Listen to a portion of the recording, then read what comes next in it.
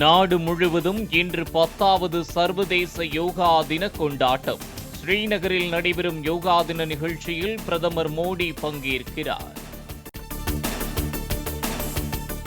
அனைத்து மாநிலங்களிலும் யோகா தினத்தையொட்டி சிறப்பு நிகழ்ச்சிகளுக்கு ஏற்பாடு. மத்திய அமைச்சர்கள், முதலமைச்சர்கள், எம்பி, எம்எல்ஏக்கள் யோகா பயிற்சியில் ஈடுபட இருப்பதாக தகவல்.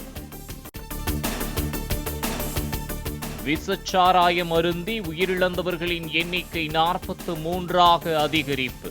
கள்ளக்குறிச்சியில் 63 பேர், சேலம் மருத்துவமனையில் 35 பேர் உட்பட 116 பேருக்கு தொடர்ந்து சிகிச்சை. கள்ளக்குறிச்சி விஷச்சாராயம் அருந்திய 110ற்கும் மேற்பட்டோருக்கு மருத்துவமனைகளில் தொடர்ந்து சிகிச்சை. விஷச்சாராயம் அருந்தி பாதிக்கப்பட்டோரின் எண்ணிக்கையும் தொடர்ந்து அதிகரிப்பு. கள்ளக்குறிச்சி கருணாபுரத்தில் விற்கப்பட்ட கள்ளச்சாராயத்தில் மெத்தனால் கலந்திருப்பது ஆய்வில் தெரியவந்ததாக அரசு அறிவிப்பு. புதுச்சேரியில் இருந்து மெத்தனால் விற்கப்பட்டுள்ளதா என தமிழக போலீசார் புதுச்சேரியில் முகாமிட்டு விசாரணை. கள்ளச்சாராய விவகாரத்தில் யார் தவறு செய்திருந்தாலும் முதலமைச்சர் கட்டாயம் நடவடிக்கை எடுப்பார் என அமைச்சர் ஏவா வேலு தகவல். யாராக இருந்தாலும், எம்எல்ஏக்களாகவே இருந்தாலும் தவறு செய்திருந்தால் நிச்சயம் நடவடிக்கை எடுக்கப்படும் என விளக்கம். யாரா இருந்தாலும் சரி, கட்சி எம்எல்ஏ எல்லாம் கிடையாது. சட்டத்துக்கு முன்னால் ஒண்ணுதான். யாரு தவறு செய்திருந்தாலும் அது இந்த சிபிசிஐடி என்கொயரி வந்ததுன்னு சொன்னாக்கா அவங்க மேல கட்டாயம் முதலமைச்சர் நடவடிக்கை எடுப்பார். சாராய கடைகளை அகற்றுமாறு காலில் விழுந்து கதறிய பெண்களை தேற்றிய இபிஎஸ். பாதிக்கப்பட்டவர்களுக்கு உரிய உதவிகளை செய்யுமாறு கட்சி நிர்வாகிகளுக்கு இபிஎஸ் வலியுறுத்தல். விஷச்சாராயத்திற்கு பெற்றோரை இழந்த 3 குழந்தைகளின் கல்வி செலவை அதிமுக ஏற்கும் என இபிஎஸ் அறிவிப்பு. பலியானோரின் குடும்பத்திற்கு தலா 25 லட்சம் ரூபாய் இழப்பீடும் அரசு வேலையும் வழங்க இபிஎஸ் வலியுறுத்தல். டாஸ்மாகிற்கும் கள்ளச்சாராயத்திற்கும் தொப்புள் கொடி உறவு இருப்பதாக அண்ணாமலை கருத்து. டாஸ்மாகில் மது வாங்கி குடித்து அடிமையானவர்கள் குவார்ட்டருக்கு 120 ரூபாய் பணம் இல்லாத போது 30 ரூபாய் பாக்கெட் கள்ளச்சாராயத்தை நாடி செல்வதாக பேட்டி. ஒரு பக்கம் டாஸ்மாக், ஒரு பக்கம் திமுகவினுடைய மூத்த தலைவர்கள் நடத்தக்கூடிய சாராய ஆலைகள். அப்படி இருக்கும் பொழுது அங்க போய் குடிக்கிறவங்க அடிக்ட் ஆகுறாங்க. ஒரு குவார்ட்டர் 120 ரூபாய் வாங்க முடியாதவங்க பாக்கெட் சாராயம் 30 ரூபாய்க்கு வாங்குறாங்க. அதுதான் உண்மை. அதிகாரிகளுக்கு தெரியாமல் கள்ளக்குறிச்சியின் மைய பகுதியில் கள்ளச்சாராயம் எப்படி விற்க முடியும் என அண்ணாமலை கேள்வி. ஆளுங்கட்சி பிரமுகர்களுக்கு தொடர்பு இருப்பதால் கள்ளச்சாராய கும்பலை கண்காணிக்குமாறு அழுத்தம் கொடுப்பதில்லை எனவும் விமர்சனம். விஷச்சாராயத்தால் உடல்நலம் பாதிக்கப்பட்டவர்களுக்கு அளிக்கப்படும் சிகிச்சை பற்றி மருத்துவர்களிடம் கேட்டறிந்த விஜய். சிகிச்சை பெற்று வருபவர்களின் உறவினர்களை கட்டியணைத்து ஆறுதல்.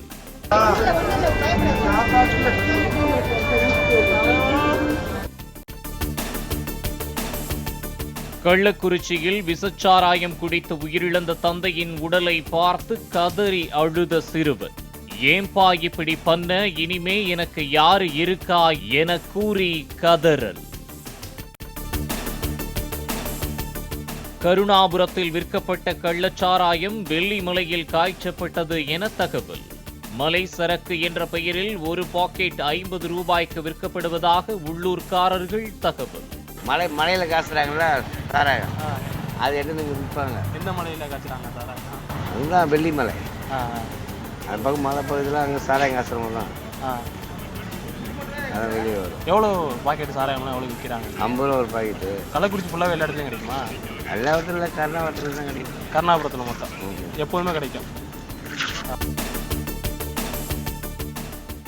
50 ரூபாய்க்கு ஒரு பாக்கெட் விஷச்சாராயம் வாங்கி குடித்து உயிருக்கு போராடும் நபர்கள். முதலில் பார்வை பறிபோய் பின்னர் கை கால்கள் செயலிழந்ததாக பாதிக்கப்பட்டவர்கள் தகவல்.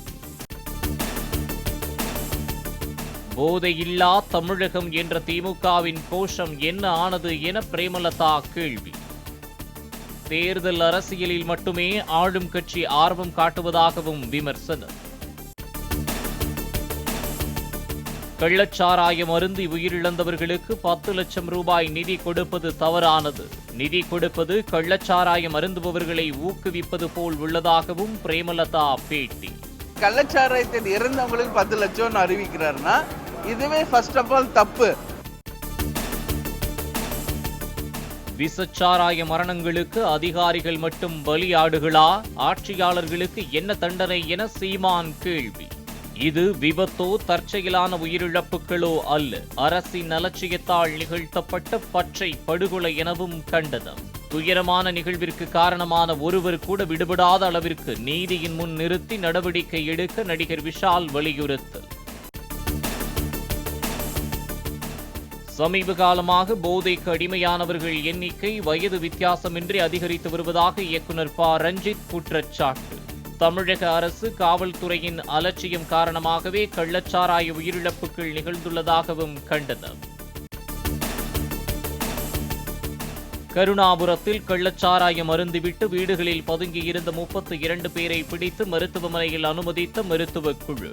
போலீசாருக்கு பயந்து வீடுகளில் பதுங்கியிருந்தவர்கள் திருவண்ணாமலை, சேலம், விழுப்புரம் மருத்துவமனைகளில் அனுமதி. மெத்தனால் உடலில் கலந்து வளர்ச்சிதை மாற்றத்தில் ஃபார்மிக் ஆசிட்டாக மாறி விஷத்தன்மையாகிறது என மருத்துவர் வி. பி. சந்திரசேகரன் தகவல். கண் கூச்சம் ஏற்பட்டு பார்வை மங்கி நேரம் செல்ல செல்ல பார்வையை பறிபோய்விடும் என விளக்கு. கள்ளக்குறிச்சி சம்பவத்தை அடுத்து தமிழகம் முழுவதும் மெத்தனால் விற்பனையாளர்களின் பட்டியலை சேகரித்து வரும் போலீசார் கடந்த ஓராண்டில் சாராயம் விற்றதாக சிறையில் உள்ளவர்கள் மற்றும் ஜாமீனில் வெளியே உள்ளவர்களின் பட்டியலையும் சேகரிக்க முடிவு.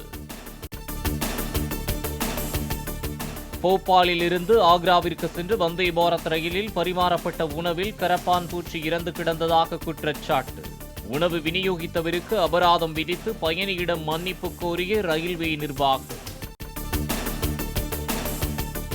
T20 உலகக்கோப்பை கிரிக்கெட் போட்டியின் சூப்பர் 8 சுற்றில் இந்திய அணி வெற்றி. ஆப்கானிஸ்தான் அணியை 47 ரன்கள் வித்தியாசத்தில் வீழ்த்தி அபாரம்.